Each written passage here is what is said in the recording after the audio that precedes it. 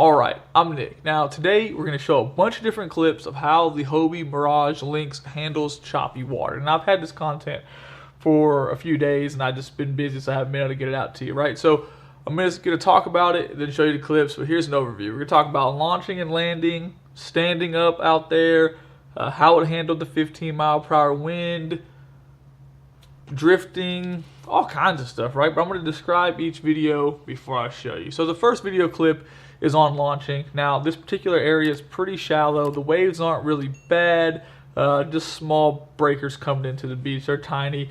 You'll see the kayak once again, as soon as you put it down in the wash, it instantly floats, so the tail end's always trying to come around on you, which is interesting.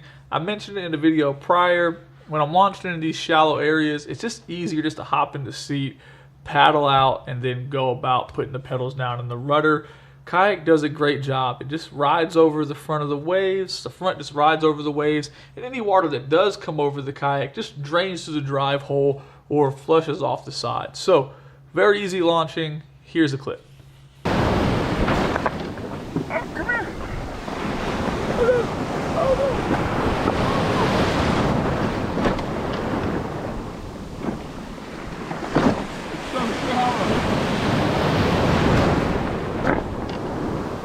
So shallow, bro.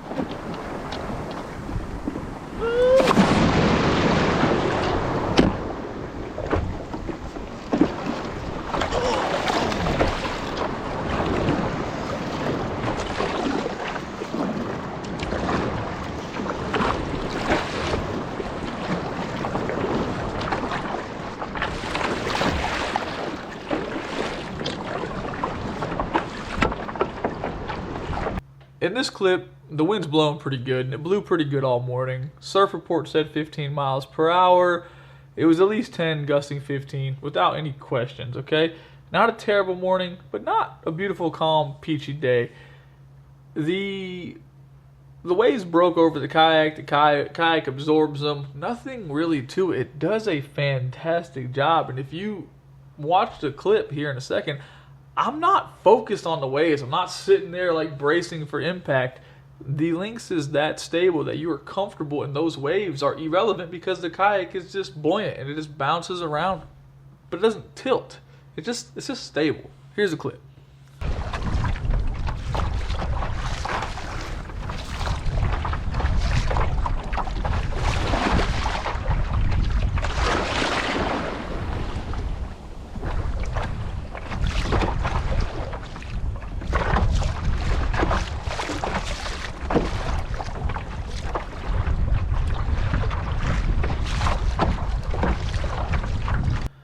Now, after spending a bunch of time pedaling through that wind, I wanted to get out to an area. I wanted to just drift a live bait. The current was moving pretty quickly, and I knew I could set up a good drift, and I knew the fishing was going to be slow. I was really only there to get the content on the conditions. I got out there. I was drifting. Still super stable, no issues. You guys can see in this clip, a wave actually comes over the kayak from an angle. Water rushes across the kayak. But I'm not worried about it. I'm just sitting there comfortably drifting around, thinking about who knows what, and I have no concern of falling out of the kayak. Now, for reference, I am 6 foot, a little over 220 pounds, and here's the clip.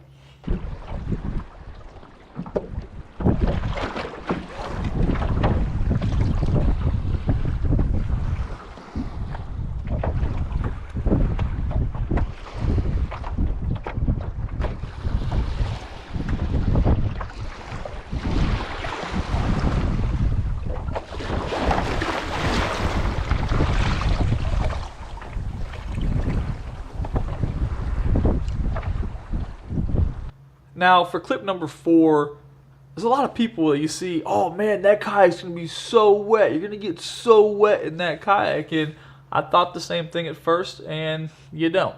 It's kind of impressive, actually. Multiple times last week, I went offshore and came back and hopped in the truck. In my seat, I wasn't wet. My pants weren't wet. Nothing was wet. Because when the waves come over the front of the kayak, the drive system kind of acts as a toilet bowl, and the water just spins and goes out the drive. The rest of the water just flushes off the sides or goes to the rear scuppers. It's not really wet. You'll hear some hull slap because the camera's right up there next to the hull, and in this other clip I'll be holding the cell phone. But that stuff is magnified by the speaker. It's not that loud when you're in the kayak, and we'll try to get a better idea of that in the future. So here's a clip of me holding my cell phone and videotaping the water coming over the front of the kayak.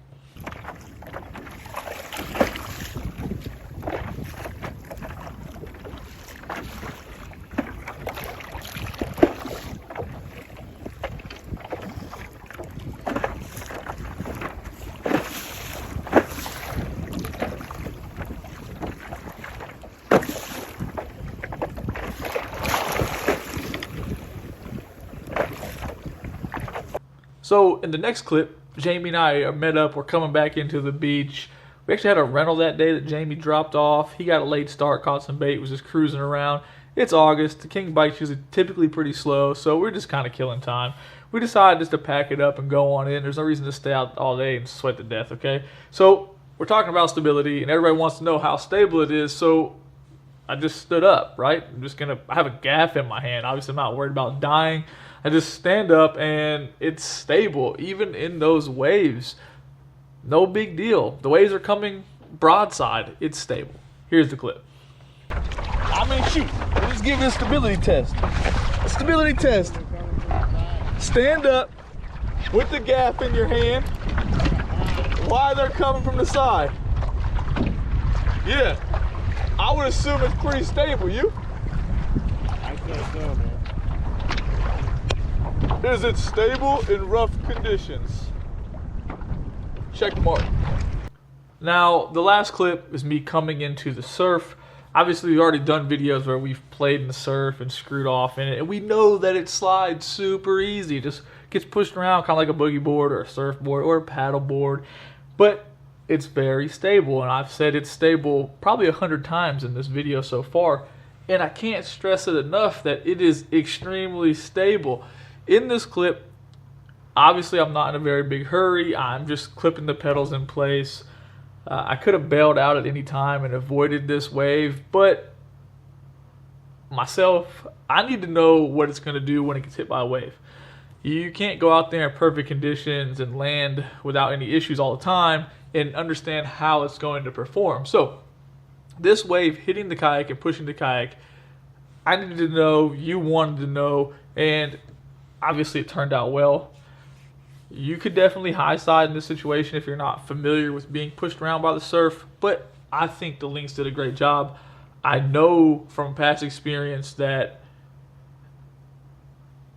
Outback, Predator, Salty, PA, none of those kayaks would have did a good of his job. Period. End of story. Because the front end's heavy, it would have dug in and you'd get high sided. It's just what happens. Here's the clip.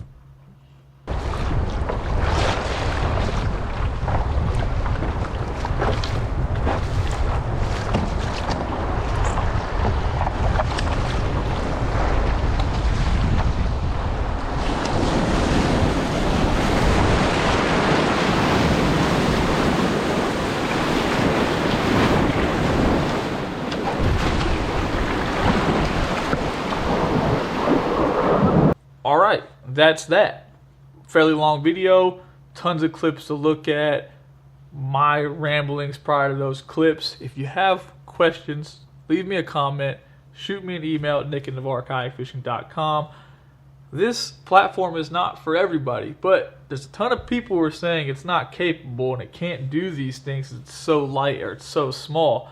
And honestly, it's only like 12 foot long, right? I haven't felt like it's that small sitting on it. It doesn't feel that small when you're sitting on it. We'll make more videos. We'll talk about other things. If you have questions, leave them in the comment section. Thanks for watching.